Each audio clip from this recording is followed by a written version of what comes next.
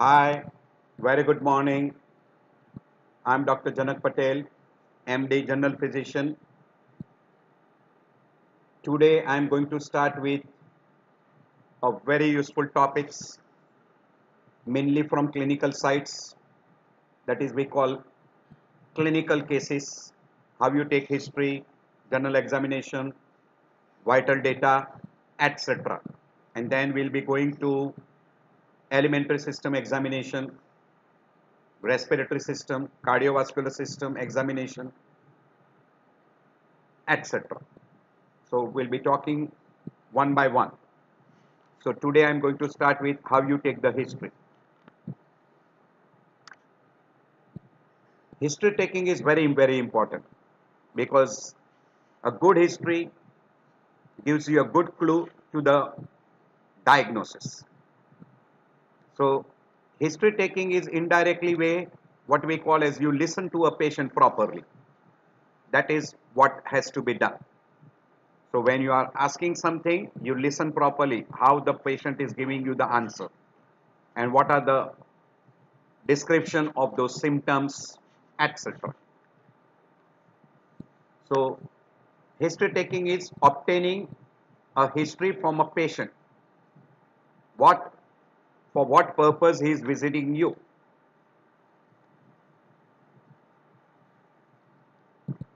So always pay attention, listen properly to the person when he is answering.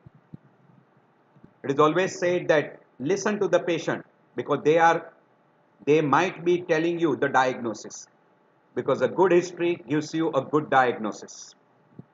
And there is also William Osler had a statement, medicine is learned at the bedside and not in the classroom. In the classroom what you learn is theory and what you learn at the bedside is clinical side. So always listen to the patient properly. Clear? So what is the importance of taking a history? Obtaining an accurate history is the critical first step in determining the etiology of the patient problem. Almost in 70% of the time, you will be actually be able to make the diagnosis based on the history alone. That's why it is said that a good clinician will be able to make the diagnosis almost we say close to 90% of the people. But the best clinician will be able to make the diagnosis in 99% of the people. And what about the clinician who doesn't pay a proper attention while taking a history and he doesn't take history properly? He will rely totally on investigations. And investigation does not give you the 100% answer. It is on the base of the history you ask for the investigation. On the top, when you don't take a proper history, you ask for lot of investigation. And when you ask for lot of investigation, you get confused. So always get a good history, do a good examination, and then depending upon your probable differential diagnosis, you must ask for investigation to confirm the diagnosis. So while you start taking a history, we always say initially introduce yourself to a patient. Have a nice way of introducing. So introduction should be done properly, greeting should be done. Take consent. We rarely take consent. Ideally, you should take a consent that I would like to examine you. And if the person allows, you can proceed with. Pay a respect to the patient. And then there are different components in history taking. Name, age, sex, race and religion, marital status, socioeconomic condition, occupation, previous address, and if he has changed recently, present address. Then we go for what we call as a chief complaint, and in detail we take a history regarding origin, duration and progress, short form we call ODP. Then you ask regarding a past history, personal history, family history. After finishing all this, then we start examining a person. And in examination, first we always examine the vital data. And in vital data, we include pulse, blood pressure, respiration, temperature, even skin conditions, pupil are included, and level of consciousness. Then we go for general examination. Then depending upon which system is involved, you go for systemic examination like alimentary system, respiratory, cardiovascular, CNS, etc. And after finishing that, you put probable diagnosis and possibility of differential diagnosis. And to differentiate, you go for investigation. And by investigation, you come to the nearmost diagnosis. So while taking a history, you take a history regarding a present complaint, then history of presenting complaint in detail, we call as the origin, duration, progress, past history, and previous medical history, also called as previous medical history or a past medical history. Drug history and allergy should be included. Social history, family history, etc. are included. So always go for the principal complaint, take the in detail regarding the complaint. Usually you follow different modes in which you take the history. Will be going in further slides. In past history, usually we ask for past illness, hospitalization, any surgery, any previous disease, any medication he is taking. Then what are the medicines he is taking at present, whether he is taking any medicine from the counter or he is taking any herbal preparation, because herbal preparation good number of time contains steroids, etc.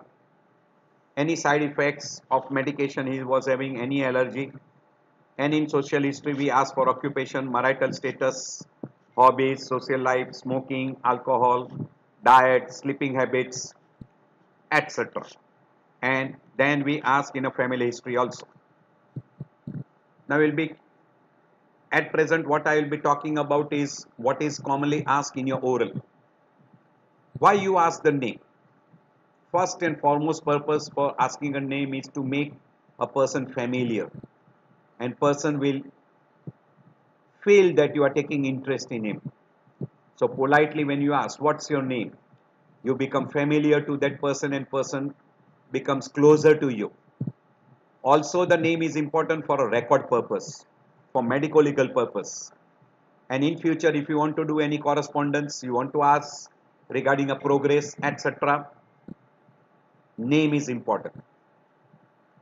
And from name also you can come to religion, as well as you can come to know what is the sex. But nowadays you know that good number of names are there in a different communities, because by and large you know religion, you can easily identify if someone name is say Jimmy, he belongs to Parsi community, and someone is called Joseph, it is Christian, and someone who is uh, say Hussein, so it is a Muslim.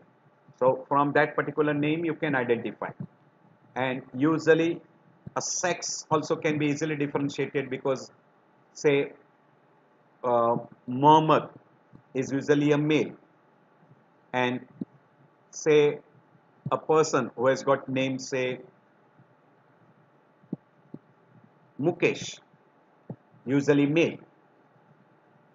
So from that point of view you can identify even a sex.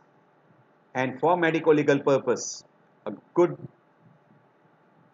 record always is necessary for a medico legal purpose, and where a full name including the father's name, surname, etc. is absolutely necessary. What is the importance of age? Because there are some diseases which are common in newborns, like neonatal jaundice, congenital cyanotic heart disease, congenital acyanotic heart disease, some of the genetic disorders. Asphyxia neonatorum is quite common at birth, so they are common in newborns. Say if a child is there, they are more prone for measles, mumps, polio, epilepsy. Rheumatic fever is common between 5 to 15 years age group.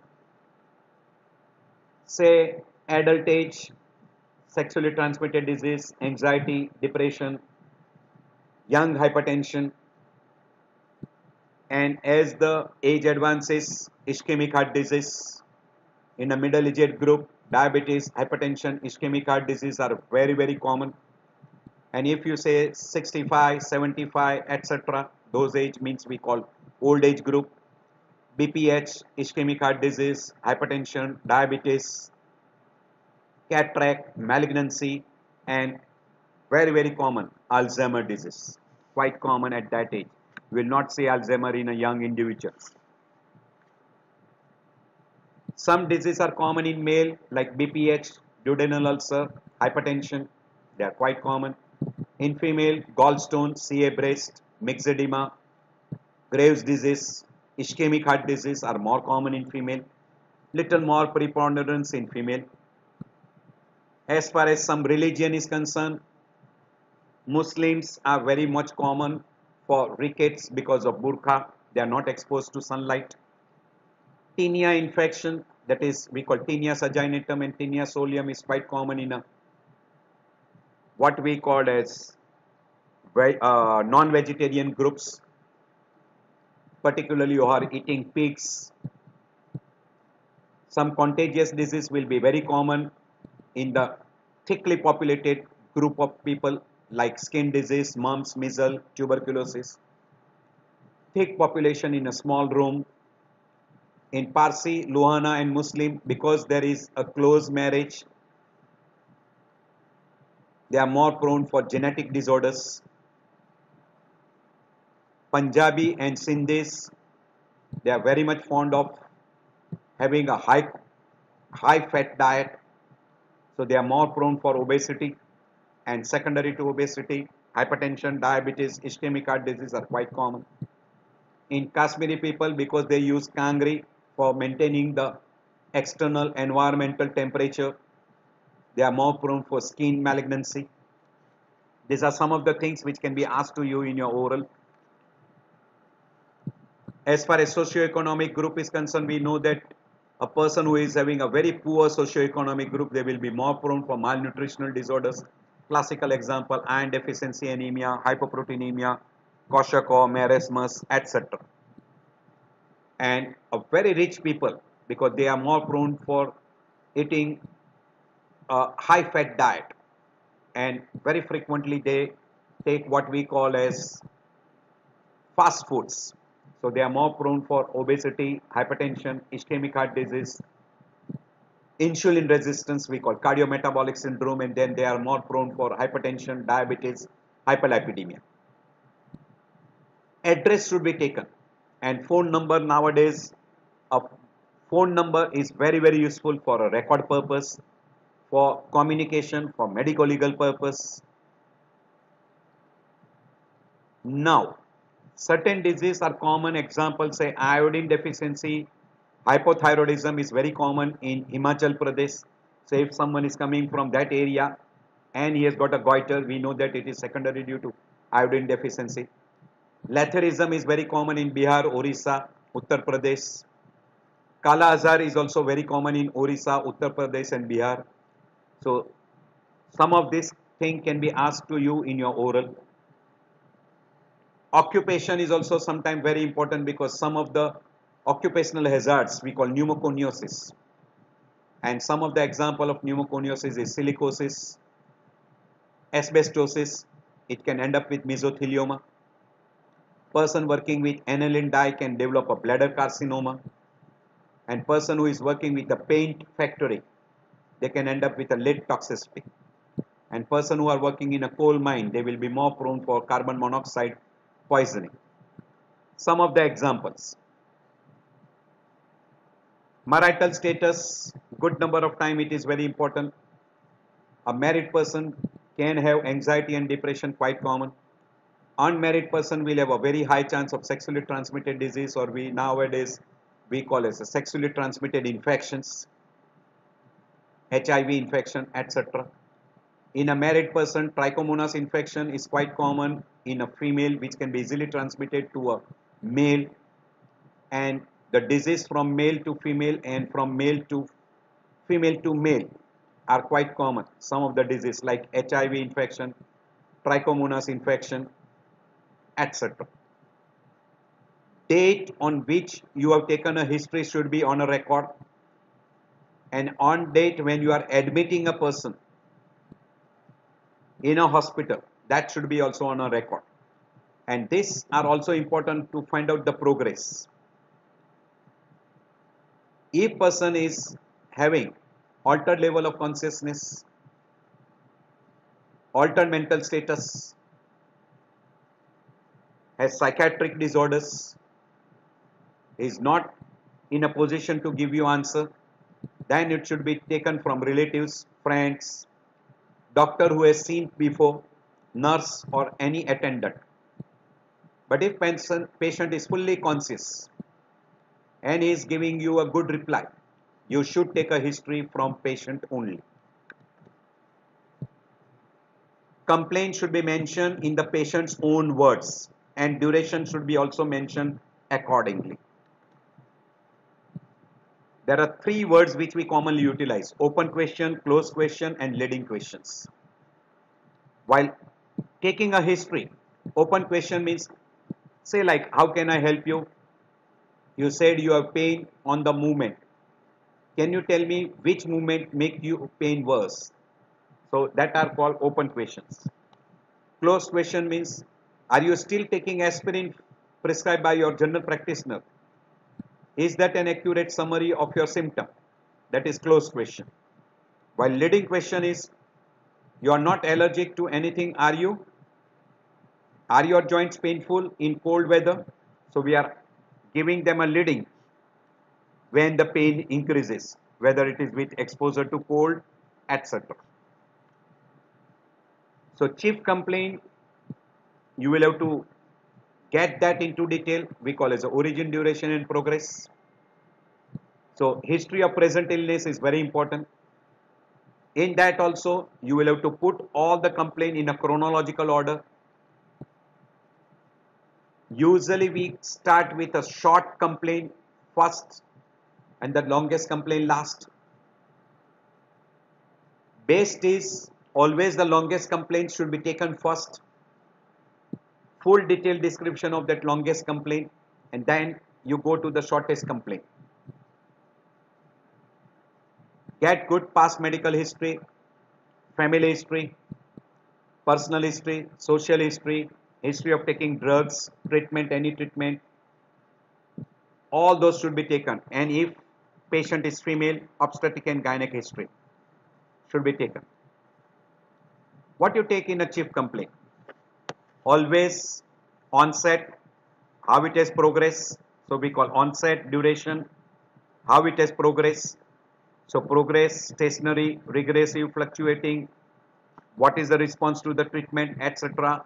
And as far as onset, sudden, acute, gradual, recurrent, all those things should be asked in a history. And then you try to find out the negative information if it is available, and review the system. That is, we call that go for systemic examination. So regarding a present illness, onset and duration, features of chief symptoms, try to get the history related to the present illness, any precipitating factor, progress of the illness, any associated symptoms, any previous treatment if has taken, etc. Usually we follow this. Say simple example like in a pain. If anyone comes pain anywhere in the body, site, onset, severity, type of pain, how it has progressed, duration, radiation, movement of pain, aggravating factor, relieving factor, associated symptoms, etc. So these are all the way you ask in detail regarding one single symptom. And after that, you come to the nearmost diagnosis. Then related to the present illness, we ask any similar episode in past, any history of allergy or atopy in past, any history of medicines if he is taking regarding diabetes, hypertension, etc. Any past history of hepatitis B, myocardial infarction, stroke, tuberculosis, bronchial asthma, epilepsy, migraine, any blood transfusion if he has taken, or any drugs he has taken recently, any surgery he has undergone, vaccinations, any traumatic injury, all those history has to be taken. So in the past medical history, it includes lot of things related to the previous illness, any surgery, hospitalization, for what purpose, what was the done, what was diagnosis, current medication, allergy, tobacco, drug what is using at present, diet, exercise, immunizations, trauma, surgery, blood transfusion, any travel history, any radiotherapy, all those should be taken. As far as family history is concerned, in general, in all people, we do ask a history of diabetes, ischemic heart disease, hypertension, rheumatoid arthritis. All this are asked in a family members. This is sudden cardiac death. It is very important because these are some of the diseases which are partly genetic. Age at what the person died in family, cause of death in family member. Some of the genetic disorders are easily transmitted from father or mother to a child, like hemophilia, G6PD deficiency. And in family, if someone is suffering from a disease which can be easily transmitted by airborne or by personal contact, like tuberculosis, measles, scabies, leprosy, swine flu, COVID-19, all those are transmitted from one person to another person, either by airborne or by finger fomites, etc. Is there any similar illness in family member? All those questions should be asked. In personal history, we ask a history regarding diet, whether is vegetarian or non-vegetarian, because vegetarian are prone to certain disease, non-vegetarian are prone to certain disease. I've given one example, say like tinea, what we call the tapeworm infestation, that is tinea saginatum solium, is quite common in non-vegetarian, while vegetarians are more prone to have nutritional deficiency because their vegetarian diet may not contain an adequate quantity of a protein. Fluid intake is very important.